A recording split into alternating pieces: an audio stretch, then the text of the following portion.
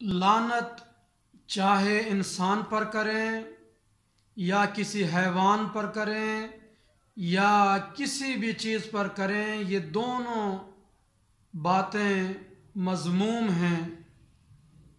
سرکار دو عالم صلی اللہ علیہ وسلم نے مومن کی پہچان یہ بتائی، ارشاد فرمایا المومن لیس بلعان، کہ مومن کی کبھی کسی پر لعن طعن نہیں کرتا۔